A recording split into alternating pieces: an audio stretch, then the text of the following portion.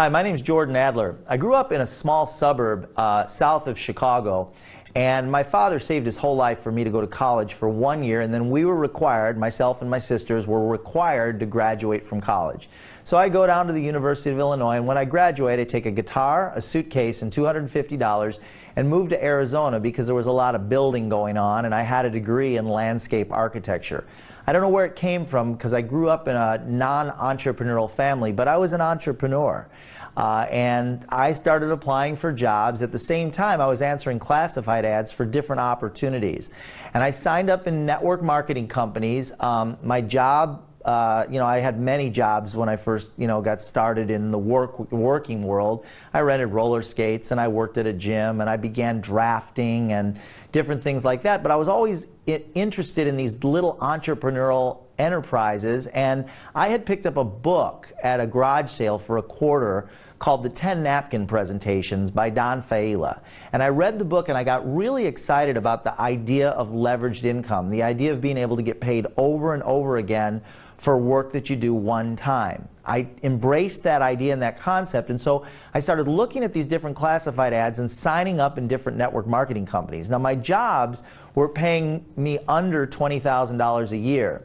And after working in the in the corporate world, I actually joined an airline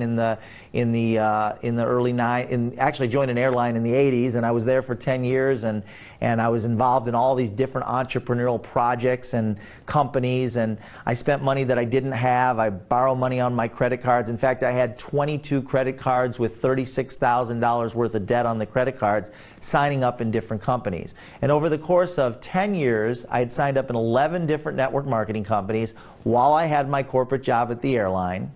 And I never made a penny in any company. I never signed up a single distributor, never made any money.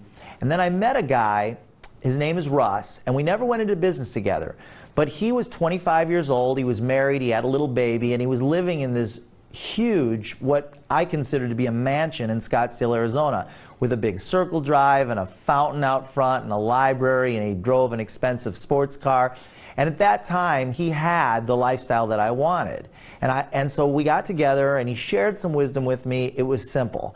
And it really had nothing to do with the company, but he shared some things that shifted my mindset. It just shifted my focus. And I joined my 12th network marketing company, and in that company, I was there for 13 years, I made $8 million. And it was very simple. He told me that for every 30 people that you sign up in a company, whether it be if you're a realtor and you're a real estate broker and you sign up brokers, or if you're an insurance broker and you sign up insurance agents, or if you're a network marketer and you sign up distributors. He said for every 30 people that you sign up, typically you'll find that about 10 of them will do absolutely nothing, and there's nothing you can do about that.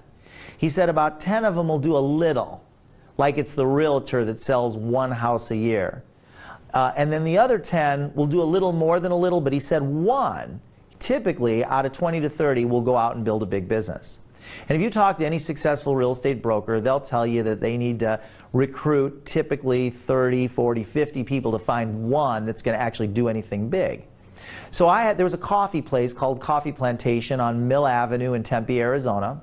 My office at America West Airlines was there. They had just filed bankruptcy and cut my pay from $28,000 a year down to $14,000 a year. And what I started doing was setting up appointments with people that I knew to sit down with them at Coffee Plantation to show them my business. And my goal was to show the business 3 times a week. And my goal was to do that every single week for 2 years. Because I figured if I showed it 3 times a week for a month, that would be 12 presentations a month. If 11 people said no and 1 said yes every month, so if I showed it to 12 people a month, 3 a week, 11 said no and 1 said yes. If I did that every month for a couple years, I would have sponsored or recruited 24 people. That was my goal, because Russ had told me that for every 20 to 30 people you sign up, you'll have 10 that'll do nothing, 10 that'll do a little, 10 that'll do a little more than a little, and 1 will go out and build it big. So that was my goal, and I did that. After 2 years, I'd signed up 19 people. And from those 19, the 16th individual was a woman that was an analyst at America West Airlines, at the airline that I worked for. And she signed up a lady in New Mexico who was a secretary and a student. That lady started having meetings at her home, just little get-togethers, and over the next few years, that group grew to 12,000 distributors and 40,000 customers and made me my first $1 million. Well, I continued to do that for 13 years. In 13 years, I signed up 129 distributors. That's in 144 months. There's 144 months in 13 years. Signed up 129 distributors. Now, interestingly, 95% of my income came from 5 of those 129 people. And I had an organization of about 85,000 people. So there was a major shift that occurred in the industry that I was part of that caused the whole industry to get turned upside down. And about 8 years ago, I was faced with a business decision. And I started getting cards in the mail from a guy that I didn't know. And I got over a period of a couple of weeks, I got 5 or 6 cards, and some of those cards had a DVD in them. And finally, I popped one of the DVDs in and watched it. And I was taught by my mother at a very young age the importance of handwriting thank you cards. And I did that for years. She got me in the habit of doing it. I did it for years. I'd send out birthday cards and sympathy cards and get well cards and thank you cards, and I'd stop doing it because I got busy just like everyone else. Well, when I watched this DVD, I saw a way that I could start doing that again. And I had collected hundreds and hundreds of business cards from entrepreneurs over the years. And I thought, this is a great way of connecting with all these people to begin sending birthday cards again. And when somebody does something nice for me, to be able to send out a thank you card and things like that.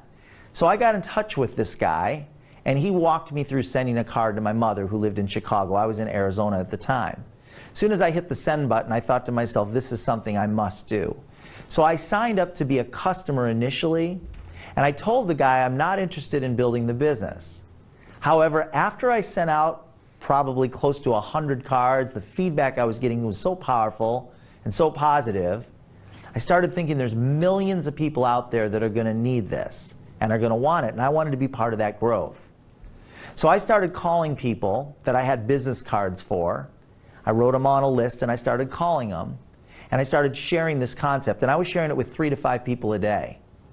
And my business started to grow. Actually, by my 10th week, I started signing up about 1 person a day. Now granted, I was showing the business to 3 to 5 people a day, but I started signing up, after a period of a few weeks, I started signing up about 1 person a day, and I did that for quite a long time, and that's what launched my business. That's what got my business going.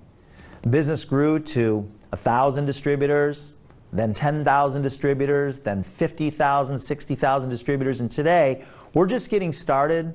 We're a large, small network marketing company, but we are on the cusp of explosive growth with what we've got in place. You've picked a great time to get involved with SendOutCards.